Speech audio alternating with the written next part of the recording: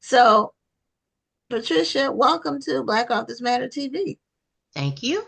Glad to be here. We're glad to have you. Thank you. And so, just tell our audience a little bit about uh one before you talk about like the history of the book club.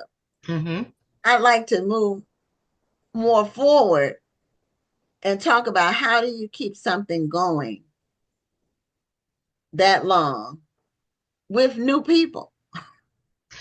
Well, I guess I'm kind of the common link between the original founders and the members that we have now. One of my aunts, along with five other people, founded the original club. Um, One of them passed away in 2008. My other aunt, who was a founder, wanted to continue it. And so she and I were the ones that were helping to get the club and the breakfast event going. And she and I did that from, say, 2009 up until 2013. My aunt got sick.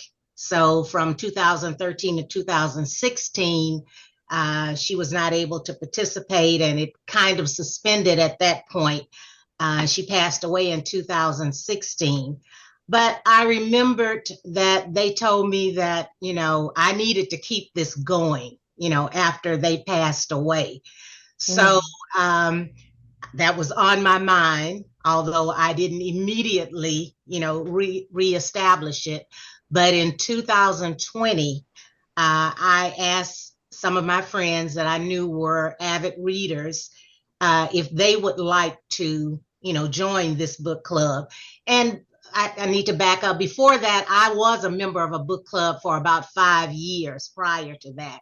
But then I wanted to reestablish the Bennett-Brooks book club. So I resigned from that book club and, asked my friends to join this one.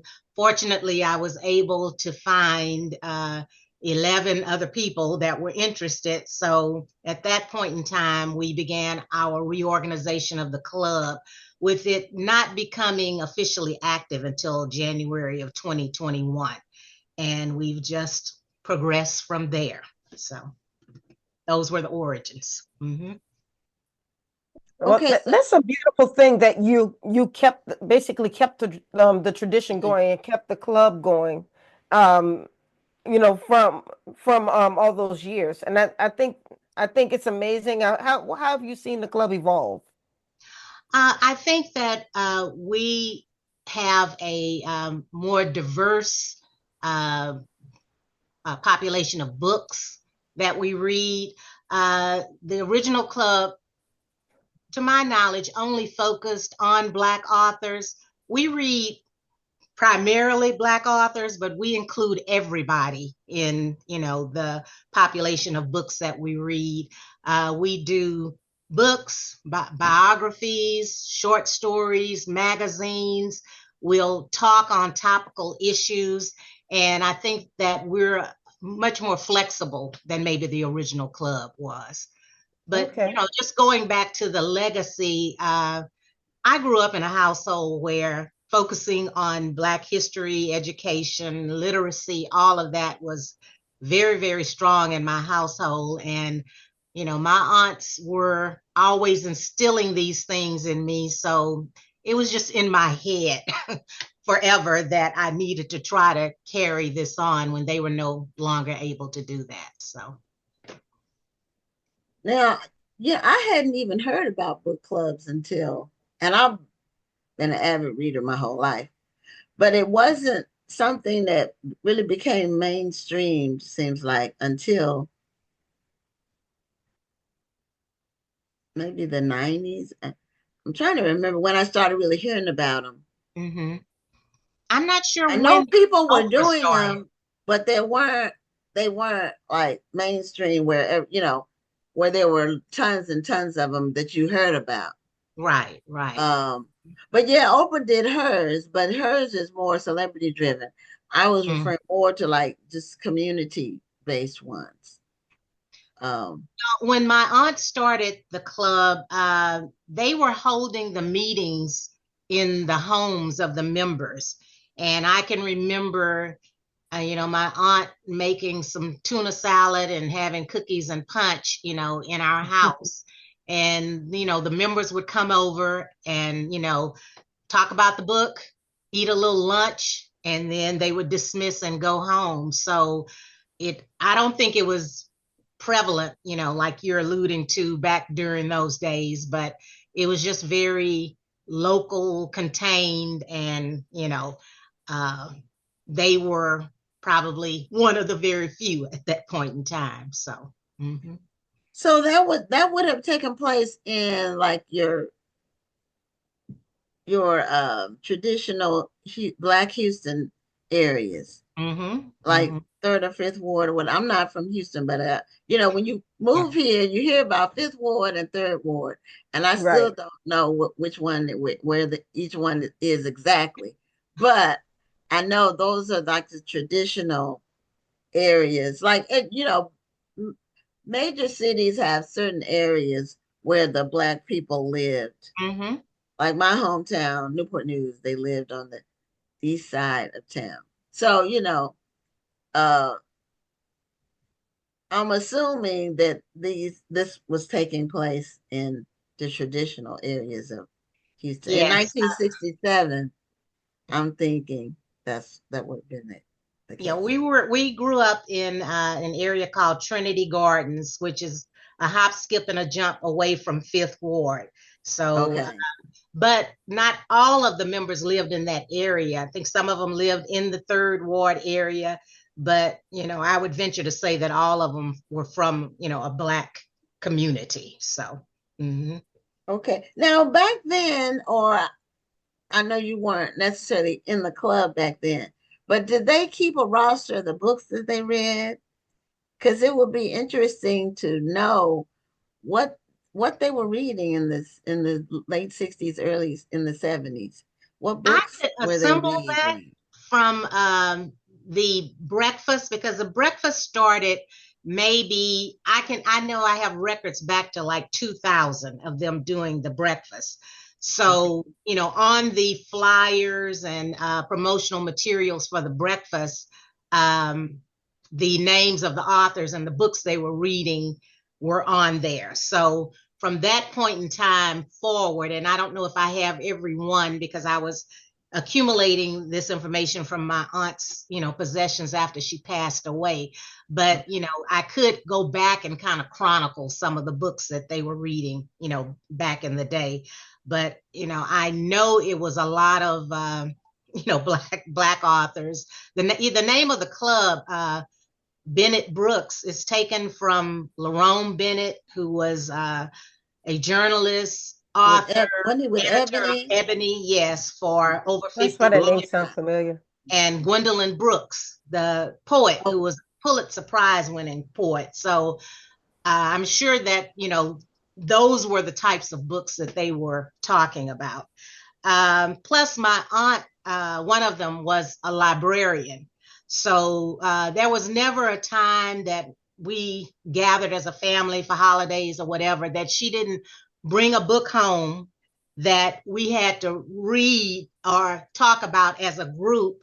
And even my children, they experienced that as well. So, she was an avid reader and, traveled all over the country to like librarian events and book events. So, I could probably find a list, but, I can't name all the authors off the top of my head right now. So, Yeah, I just was curious about, what they were reading at that time because there weren't a huge amount of Black authors then.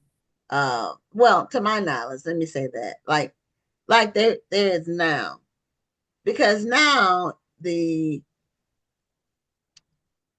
floodgates have opened in terms of just opportunities to self-publish and not having to wait until you're validated by one of the big publishers. Or, they did have the boutique type publishing houses at that time. My dad had a couple of books that he wrote. He was a pastor, and he Mhm. had a couple of books that he published where he would get like 1,000 copies, and then he would go around speaking and then sell the books there.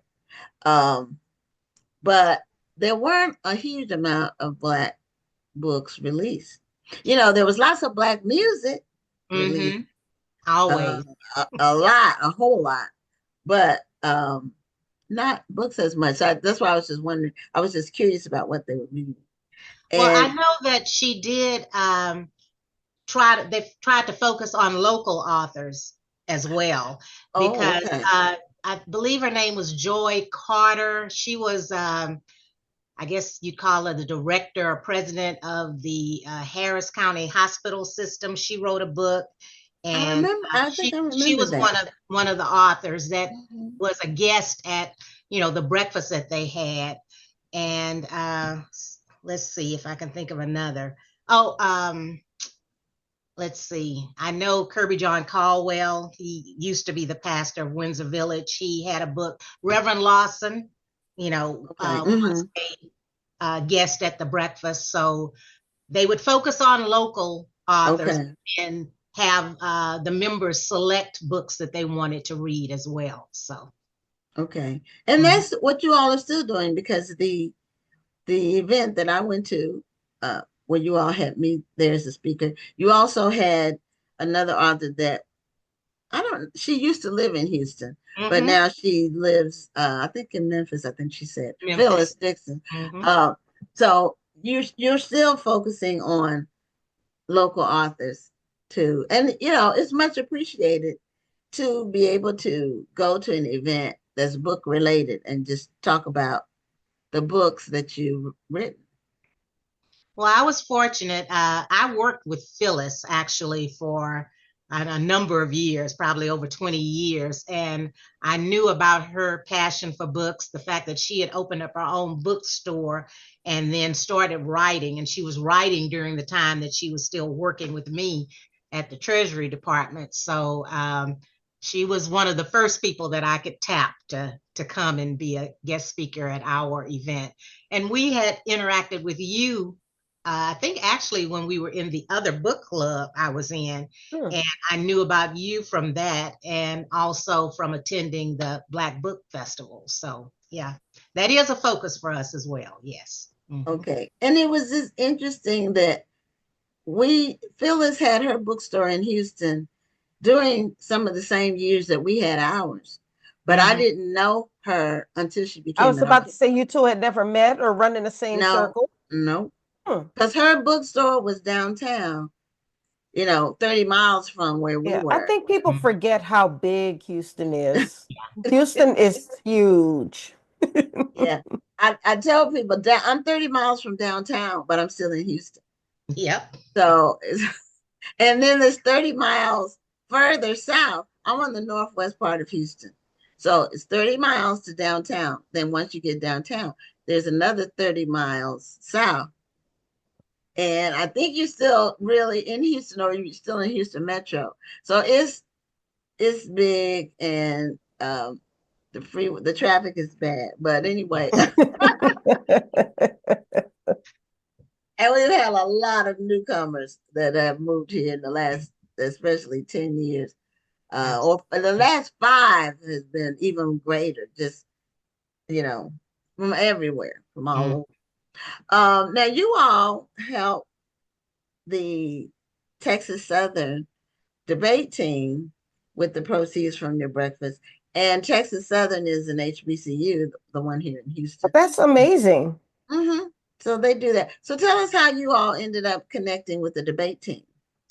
Well, once again, it goes back to the ties to the original book club members. I wanted to pattern our club as much as possible in the way that they did things when they were active as a book club. So, matter of fact, that's almost my entire blueprint is doing what they did. And I was fortunate, even though I wasn't a member at that time of their club. I was going to all the breakfasts and seeing what my aunts were doing and the other members. So they started this tradition of donating proceeds to the TSU debate team. The coach of that team is also a social worker, Gloria Batiste Roberts, and she and my aunt were very close friends, and they were a member of another organization called Association of Black Social Workers. So when my aunt, I guess, knew about Gloria's efforts to help Dr. Thomas Freeman with the debate team, she decided that was the organization that she wanted to help. So we're just continuing that tradition, basically. So, And they recently won a competition. They did. Tell us about which one that was. Well, it was in Korea. I don't know the exact name of it. I'd have to read it, but they perform multiple places and have been award winning for a number of years. Originally under Dr. Freeman.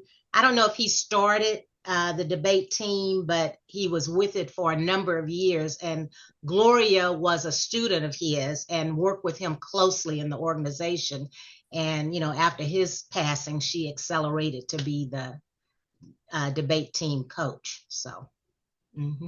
Oh, okay. Now some people are commenting about back in the day. I didn't know we were going to get these many comments, but she said that growing up, the social book club they watched. She said they would meet at the library, and then they would read the book and discuss it in class. And then she also said, remember the mail order books, because I used to get, as a teenager, I used to order books through the mail.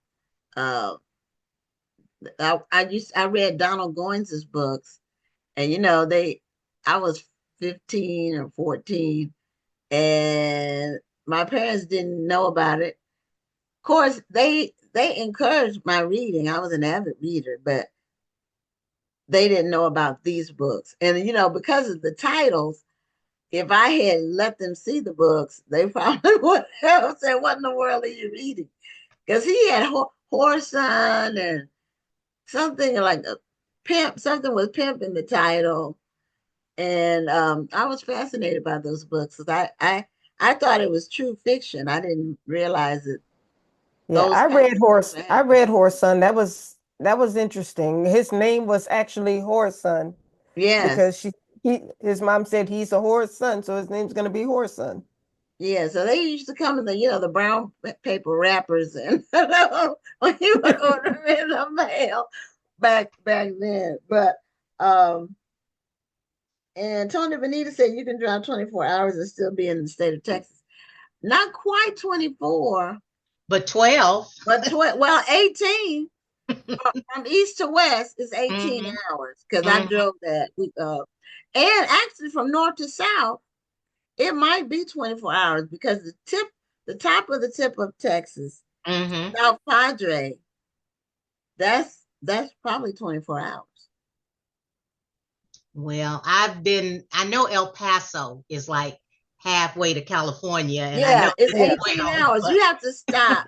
No, when we drove across Texas, we got excited when we got to El Paso because it meant we were finally leaving Texas. You were finally out of Texas, but you can drive and drive and drive. Yes, and the thing about driving in Texas like that, like on the highway from east to west, there's nothing. There's like you go through a major city, and then for miles and miles, there's just ranches, cows. There's nothing big. There's just a lot of land. It's a lot of land. And we mapped out our trip because we drove to California on a road trip, and we mapped out where we were going to stop. And the only, how on a map, if you look at like the Rand McNally, the atlas for driving, and the cities are based on the font size tells you how big the city is. Yeah. And the only city that had any kind of a size of a font, it was Fort Stockton. And that's like halfway. That's like a halfway point. but it's very Mhm. little there. I mean, but they actually did have a Marriott hotel, and that was where we used my Marriott points. That was so. Um, with the debate team, I did want to ask about your your book club's involvement with the debate team. Do you all just basically support them financially, or do you get involved with um, going to see them perform, or what's No, your I role? would actually like to go and see them perform, but right now we're just involved with them financially. I mean, I know Gloria really, really well because like I said, she was a good friend of my aunt's, and I see her at other events, but I have not been to a performance. So I was thrilled when she told us that we could have some of her, team members to perform at the event, and I think everybody thoroughly enjoyed that. So, Yes, they performed at the event where I spoke, and you could hear a pin drop. mhm. People were very, very focused on their performances. Very, I mean, exceptional. It was really acting as much as it was more acting than debating because they actually did like a monologue. There was one gentleman that did a monologue, and then there were two young ladies that acted out. Like it was almost like a one act play in a way. Mhm. Um, they were very, very good, and I And was amazed that they could memorize all the lines they had. well, the amazing thing was they had just flown in from, like I said, I think it was Korea that Friday, and our event was that Saturday. And you know how when you're traveling from overseas, how long the flights are and the jet lag and all of that, but you couldn't tell it from the way they got up and performed at that breakfast. So that was That's pretty nice. amazing too. Yeah. Love that. Hmm. So now, what books are you all reading now? Do you all read a book a month or every other month? How are you Well, all managing your book reading we now, meet your book selection? bi-monthly. You know, Mhm. other book clubs we met every month, but I thought when we formed this one that maybe we needed a little time because people are doing other things in their lives, and it Right. gives them time to, read the book. But each member, we put a schedule together of when each member will be presenting the book that they select. And, at that particular meeting, they choose a book, choose the location where we're going to meet. And typically, we will meet either by Zoom, we'll go out to a restaurant, or we'll meet at a member's home. But I actually, in preparation for this, I do have some of the books that we've been reading. The Bluest Eye, Toni Good one. Morrison, Okay. The Water Dancer by Ta-Nehisi Coates, The Another Guardian good one. by John Grisham, Becoming by Michelle Obama, The Vanishing Half by Britt Bennett. We've read the Cicely Tyson biography, the Aretha Franklin biography, American Dirt, which is by an author named Janine Cummings, The Other Black Girl by Zakiya Delilah Harris, Harlem Shuffle by Colson Whitehead, We Are Not Like Them by Christine Pride, Feeding the Soul, that's by Tabitha Brown. Uh, Hmm. several more on here, but most recently, we read The Measure of a Man by Sidney Poitier. That was the last book that we read in our April meeting. And the next book is going to be The Legs Are the Last to Go by Diane Carroll. Because we thought, well, since we read about Sidney Poitier and he mentioned her, we thought it would be good to go back and read her biography and see what her memories were of her relationship with him, as well as other, momentous things that went on in her life. So Well, a very vast variety. Mhm. we'd be remiss if we didn't ask, because we have a lot of authors who watch the show. How can an author contact you, or how can an author maybe get you to consider their books? Oh, they can just contact me by email. And yeah, that's the easiest way. Do you want me to give out my email address now, or? If you want to. I'm fine with that. It's PK, P as in Patricia, K as in kite. My last name Limbrick, Limbrick at yahoo.com. Okay. Mm-hmm. I put it in the chat. Thank you. And that was a question I was going to ask too about, authors want to know how do they get their book on your radar, so to speak.